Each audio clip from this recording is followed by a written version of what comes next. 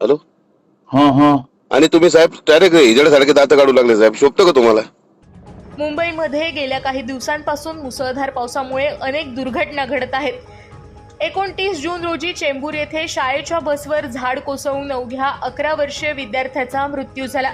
त्यानंतर 2 जुलै रोजी साकीनाका परिसरात उघड्या मॅनहोलमध्ये पडून एका व्यक्तीचा दुर्दैवी मृत्यू झाला.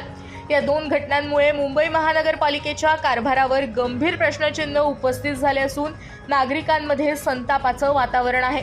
याच घटनांवर विधिमंडळाच्या पावसाळी अधिवेशनात चर्चा सुरू असताना भाजप आमदार अमित साटम आणि राष्ट्रवादी काँग्रेस शरद पवार गटाचे नेते जयंत पाटील यांच्यातील संवादाचा एक व्हिडिओ समोर आला. या व्हिडिओमध्ये अमित साटम काल झाडावर होतं, आज मॅनहोल झालं असं बोलत स्मितहास्य करताना दिसत असल्याने सोशल मीडियावर त्यांच्यावर तीव्र संताप व्यक्त होत आहे. दरम्यान या व्हिडिओनंतर सामाजिक कार्यकर्ते रमेश पाटील यांनी अमित साटम यांना फोन करून संताप व्यक्त केलाय.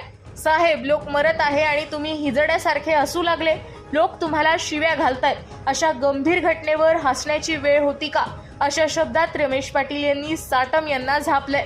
ही ऑडिओ क्लिप आता सोशल मीडियावर मोठ्या प्रमाणात शेअर होत असून त्यावर विविध प्रतिक्रिया उमटत आहेत. हॅलो. साटम साहेब नमस्कार. हॅलो. मग बोला.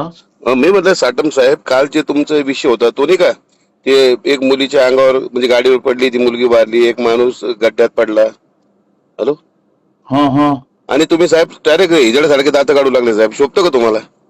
कोण बोलताय तुम्ही? मी रमेश पाटील बोलतो, छत्रपती साहेब. किती लोक जीव चालला, तुम्ही हसताय का? हॅलो. तुम्हाला काही विषय माहिती आहे का? पण नाही, काय नाही, होता विषय? म्हणजे बरोबर आहे ना साहेब, त्याच्याकरता हसत होतो का मी? लोक मरताय, कुठं काय होत आहे, तुम्हाला सिरियसनेस आहे का लोकांबद्दल?